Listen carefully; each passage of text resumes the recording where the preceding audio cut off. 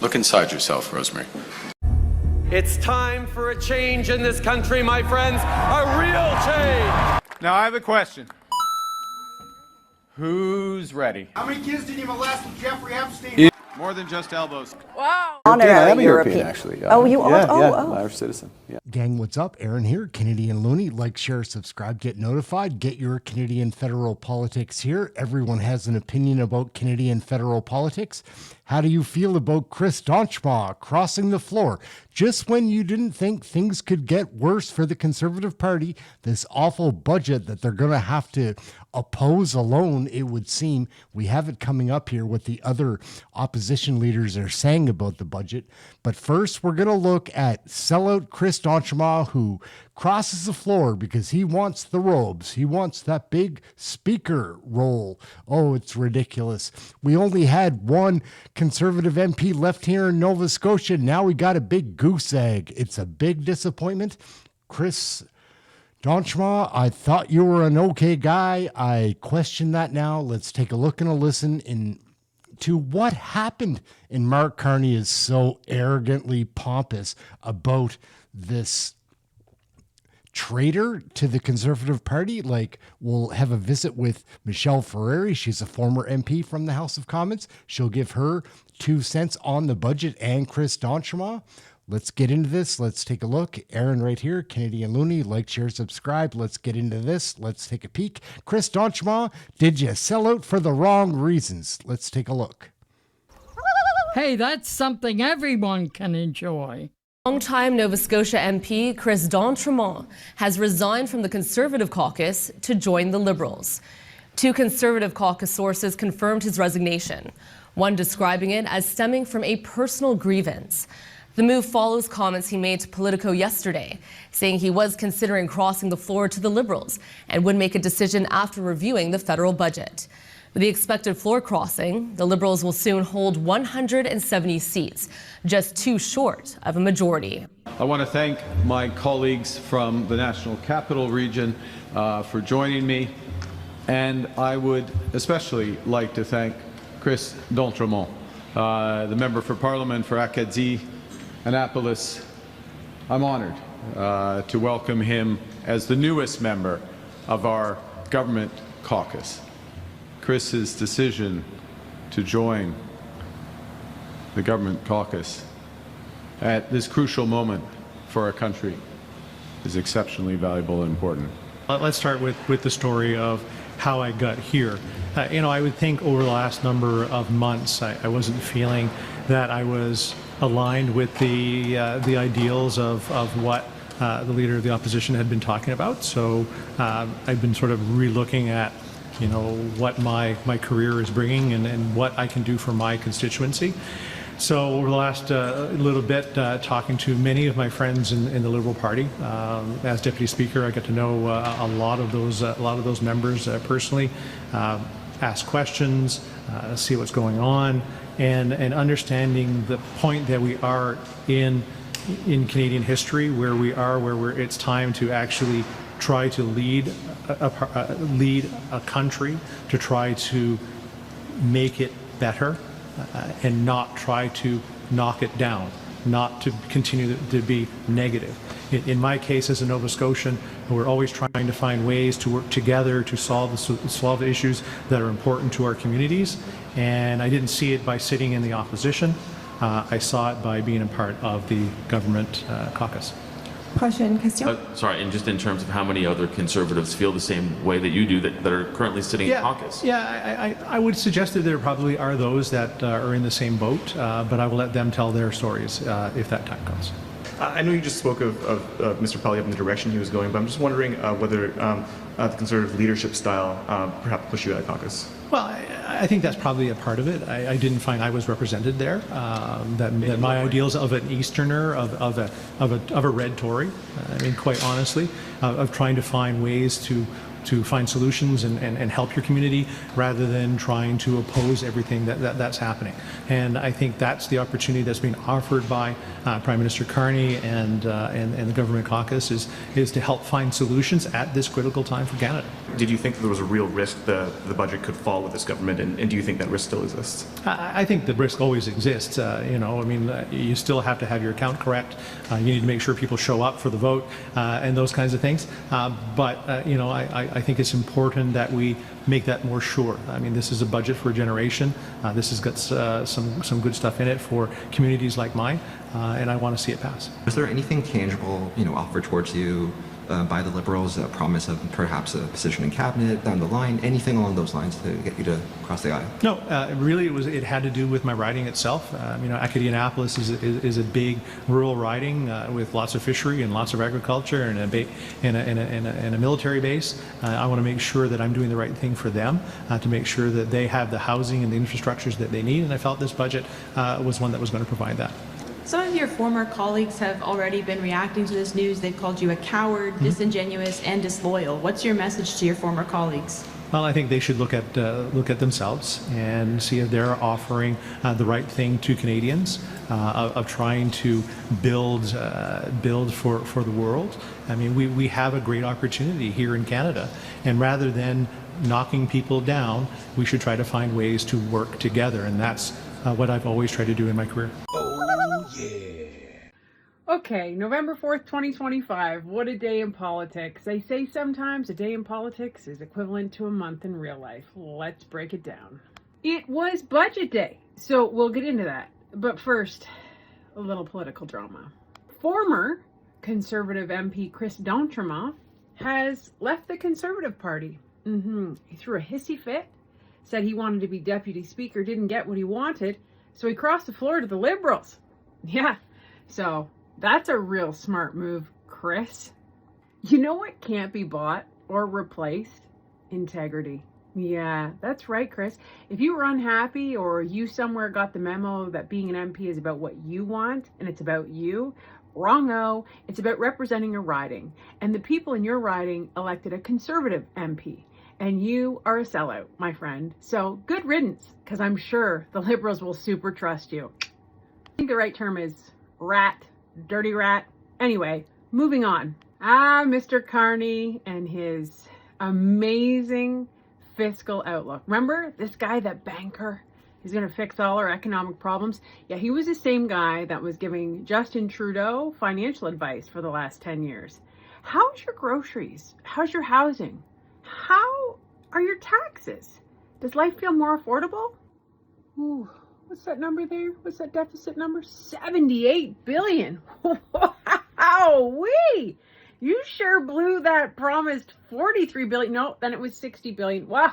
Anyway, that works out to about $5,400 per household. But let's really break it down, because what's these numbers we speak of? 78 billion. Bear with me, we're going to have a little financial lesson. What is the debt to GDP ratio? Well, the debt to GDP ratio is like when you have a credit card and you put a whole bunch of money on your credit card, but you really didn't have the money to pay for all that you put on your credit card, and then you barely make the minimum payment every month, so your interest accrues and you end up having to owe more than you're making, right? So you have more debt than you actually have coming in. So if you make, a couple $1,000s a month, but you owe $3,000, that's not a good debt to GDP ratio.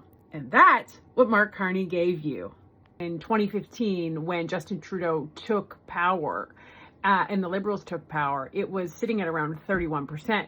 With Mark Carney being a banker and all, he thought, I got to get a higher mark. I got to aim higher. Just for the record, higher's bad. Higher's not good. So now we're sitting at around 43%. Yay, Banker Mark. And here's the thing, guys. If it gets too high, which it's doing, and that's not just me saying that, I'll tell you that in a second, you are paying more on interest than you are in funding programs.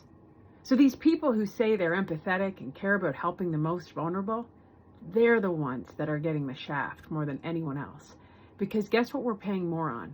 We're paying more on interest than we are in healthcare transfers. And I don't know if you've been to a hospital lately, but healthcare in Canada, not getting a very great grade. Also a great time to remind everybody that the government doesn't have any money, right? So these budgets of these billions of dollars that none of us can really comprehend, that's your money. It is not the government's money. The government does not have any money. Long and short of it is, folks, this is gloomy. This is nothing what was promised. This is nothing what you voted in. It's kind of like Chris D'Entremont. It's not what you voted for. And it's disappointing, and you are the one that's going to pay the price. The reality is this budget is going to pass because the NDP and the Bloc are probably going to support it or abstain, which means you're going to be stuck with this bill.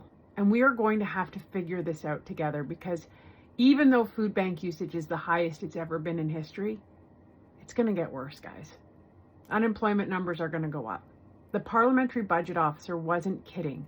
The parliamentary budget officer, for those who don't know, nonpartisan, just this guy that analyzes how the finances of the country are. Be concerned. It's a really serious day, right? This is the first time in 30 years that we've tabled an economic and fiscal outlook where the fiscal anchor of the general and probably most important fiscal anchor for any government is a declining or at least stable debt to GDP ratio. And this is the first time in 30 years that I've seen one in which that ratio is going up over time. So that's definitely a cause for concern. We're in this, guys. And Mark Carney is nothing what he promised you. He is nothing what he promised you. We all got catfished. Okay, not all of us got catfished. Some of us may have said, I told you, I warned you, and here we are. So we're going to have to stick in it together. We're going to have to use independent media. We're going to have to share facts. We're going to have to stick to the facts because these liberals are going to try to gaslight you every which way to Sunday. When they tell you they believe in Canada, their actions show you otherwise. They are hurting the most vulnerable. And that is not me just saying that. That is disabled advocates, people speaking out for the disabled because they're being offered MAID instead of healthcare. Why? Because we have a terrible economy. IPV victims of domestic violence are being murdered because the people are out on bail. And you know what a lot of relationships struggle with?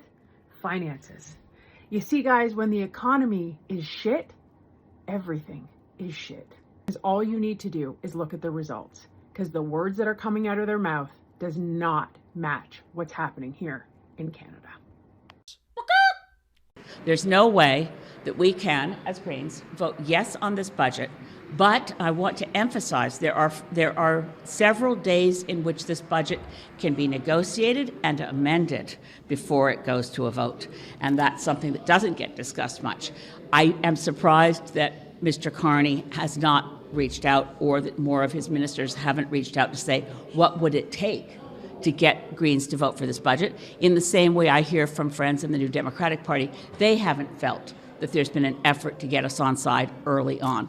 So we are now in a position where I think every vote's going to matter, every vote's going to count, and I would invite the Prime Minister, and I've sent this message through the officials who were with us in the lockup, please let them know I'd like to talk, because there's some things that could be done that would make it possible for us to vote for this budget. There's nothing of what we did ask in the budget. And I must tell you that what the Bloc Québécois asked in order to maybe support the budget about elders, about healthcare transfers, about what we did ask, but one thing that was not given to Quebecers and given to everybody else would have been good for all Canadians, not only Quebecers. Still, the answer is no. This is a red conservative budget, which Mr. Harper might have signed. And there's nothing for Quebecers in there, absolutely nothing. We did ask what was basically the object of a large consensus within the population of Quebec. And the answer from a Quebecer, Mr. Champagne, is blunt, no. New Democrats are going to take the time to study this budget. We're going to consult with stakeholders. We're going to talk to Canadians, particularly working Canadians. and review this budget to see if this budget passes our lens of whether it works for working Canadians. Oh, yeah. We'll wrap it up right there, gang. My name's Aaron. This is Canadian Looney. We cover Canadian federal politics right here. I work very hard at this channel. I spend 84 hours a week at least at this because it takes a long time to watch all of the real politics stuff from the House of Commons. I follow the legacy media news also to filter the propaganda that they're tossing at naive Canadians, liberal voters, people like that. I invite liberal voters to watch my channel. You will learn something about Canadian federal politics right here, about the duping that the legacy media pulls on you. I don't really blame liberal voters for being naive. They just believe the news or whatever their sources that they're watching tell them. That's not the case. There's a lot of duping and deception going on. Watch my channel. You will learn more about what's really happening, and I doubt you'll be a liberal supporter after you see these guys in action on the House of Commons floor, in the committee meetings, in the scrums. We do cover legacy media. We'll watch what goes on there too. So that's it, Aaron. Like, share, subscribe. I really would appreciate your subscription. We're not going to try to sell you anything here. I'm not going to try to sell you a stupid sticker. Let's just learn about Canadian federal politics. That's it. Let's save our country. There's still time left. That's it. Thank you all very much for watching. We'll catch you in the next video. Again, I appreciate everybody that does subscribe and just watching the video. Share this with somebody if you really enjoyed it. We'll catch you in the next one. Ciao for now.